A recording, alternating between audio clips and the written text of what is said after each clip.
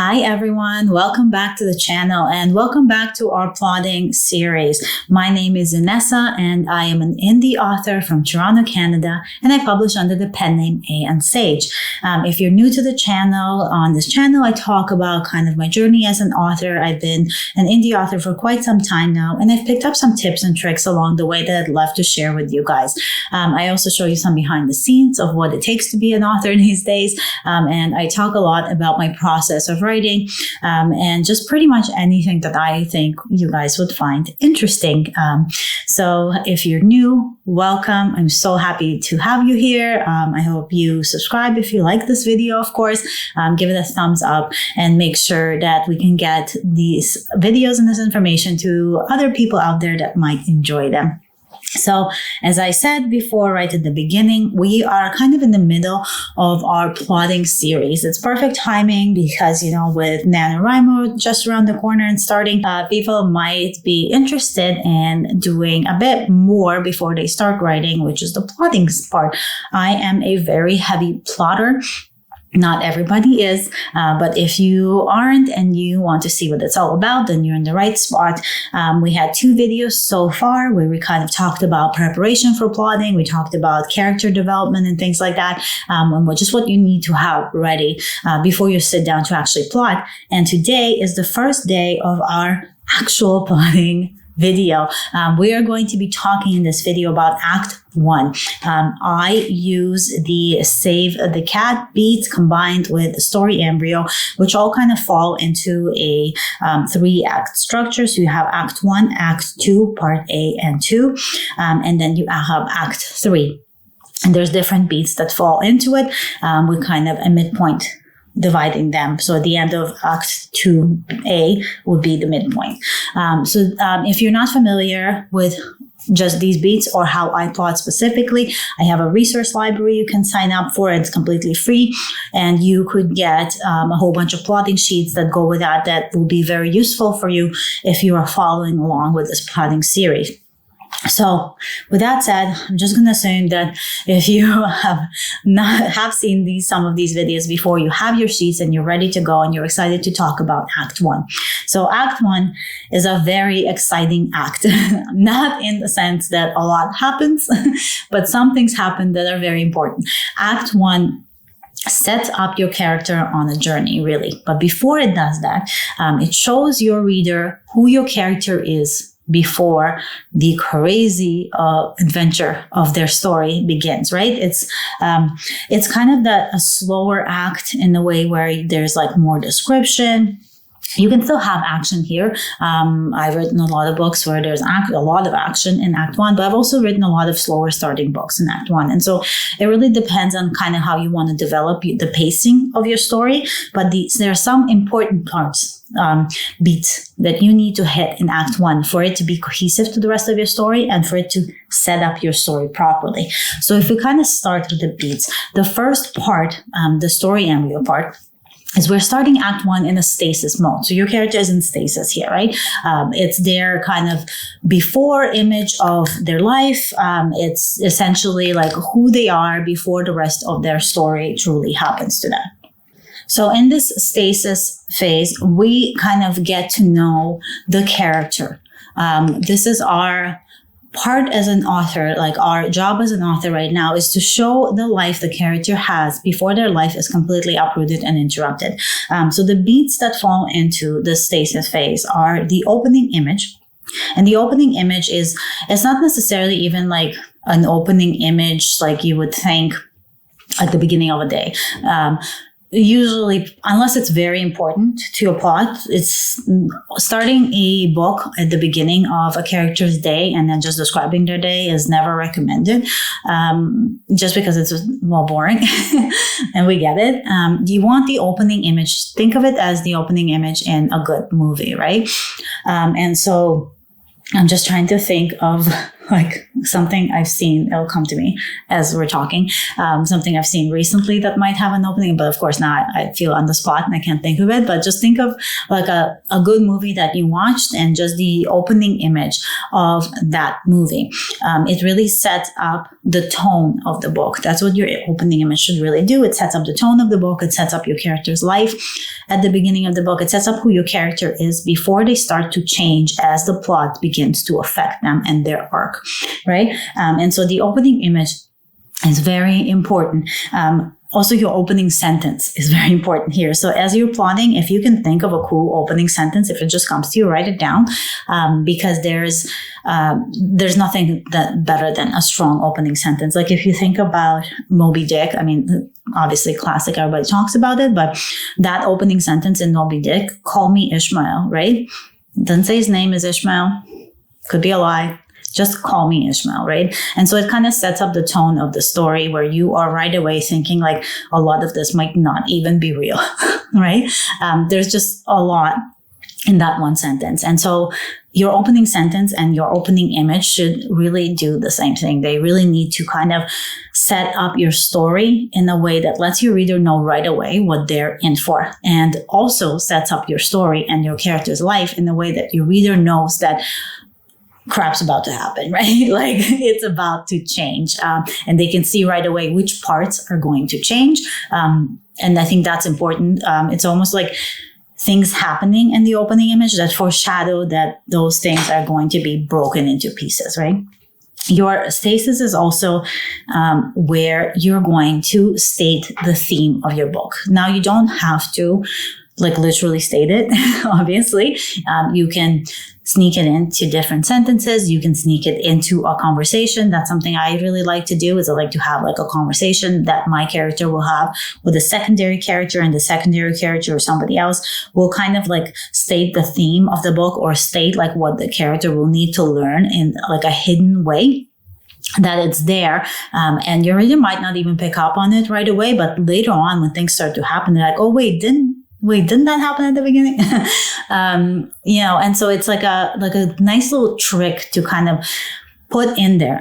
It also, again, like I said, doesn't have to be physically stated. The way that you describe this like beginning stasis part of your character's life could be what states the theme, right?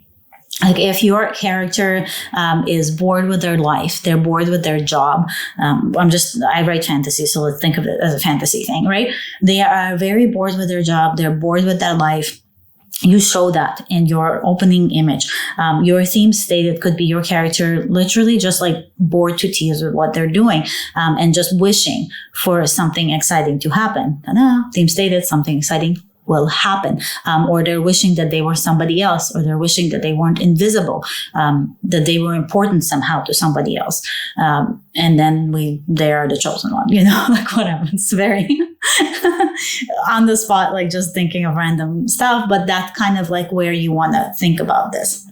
The next kind of big thing that you want to have in your Act 1 is your trigger. So there's different ways that people kind of describe the trigger. The trigger is what changes your character's life from the way that we saw them at the beginning, and what propels them into this new world that they're going to encounter.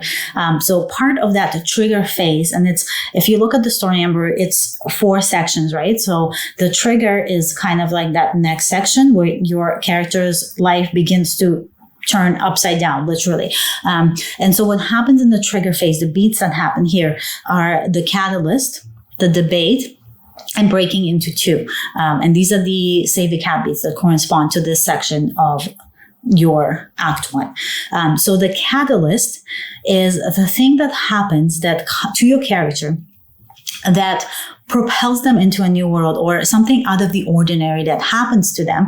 It's a kind of like the first doorway is another way of describing it. So something happens where they have an opportunity to enter a new world, and you kind of get to position it in a way like, will they do it? Will they not? It's something that is very opposite to the life they know. And so if they're bored with their life, like we said before, they hate their job, And they feel very invisible. Something happens where they're now very, very seen, not just very, very seen, but it's so exciting that they can't even wrap their minds around it. I mean, if it's fantasy, it's magic usually, right? So if your character is a boring, plain old human, and all of a sudden they realize there's magic in the world, right? So stuff like that. I mean, if you look at like Harry Potter or something, for example, very typical of this kind of catalyst. A catalyst is the one thing that begins your whole story, right? So you want to think when you're plotting, think about like what could be that small thing that happens. Doesn't have to be huge. It could be a small little thing, that push that my character needs. What is the push my character needs to enter the story, right? Because think back, you already have kind of a rough outline, so you know what's the midpoint will be. So what is the push that's going to happen to propel my character from this point where it's unimaginable they would even go on this adventure that you kind of have a rough idea of?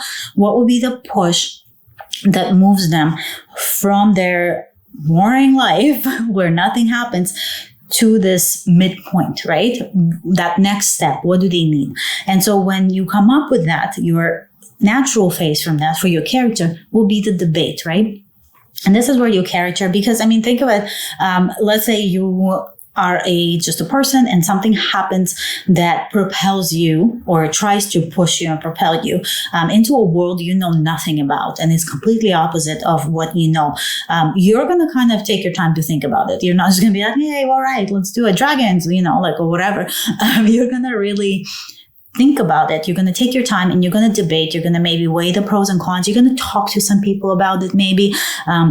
Or you're just going to internally debate doing this in the end. And of course, as we know, in the debate, you always choose to follow through. Or the character will always choose to follow through, or there won't be a story. But you want to include that debate part in there because it's important and it's very like natural to what people do. And the debate, again, just like everything else, it doesn't have to be a very like, should I do it? Should I not do it? Do you think I should do it? What do you think? It doesn't have to be like a physical debate. It can be internal, completely internal, just thoughts about what just happened. It could be the character going back to their life and seeing how different it is from what had just happened from that catalyst and kind of weighing the options. And for the first time, maybe their eyes are opening and they're seeing that, you know what, these are the things I am missing from my life, theme stated, right? And so that could be the debate as well. And then the break into 2, which kind of ends your act 1, that part is when your character basically enters into this new world. It's into the new world, basically. The reason it's called Break Into 2 is because Save the Cat is originally from film. And so it was used for scripting for film. And so break into 2 is when you literally break into 2. And so now your character is going on this adventure. They're moving into this brand new world that is so opposite from what they were. And that ends our trigger phase. And that ends our act 1. And so you can see how just in act 1, even though it's not as like crazy eventful, there's no big battles, there's nothing happening, one little thing happened that completely turned your character's world upside down. And so because of that one little thing, so much happened, but all of it happened to your character, right? To their world. It might not have happened just outside physically, but it happened inside for sure. It's a lot of internal struggle for the character in Act 1.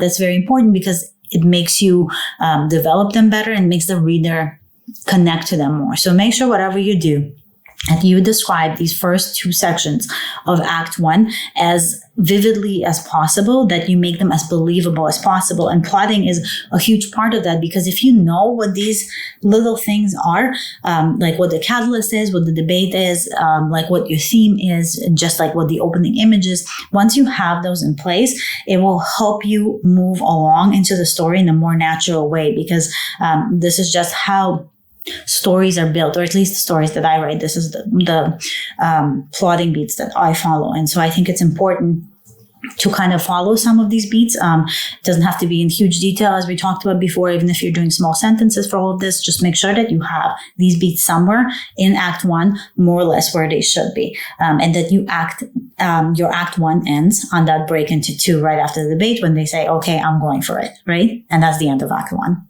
Ta-da, the curtain is closed, and now intermission.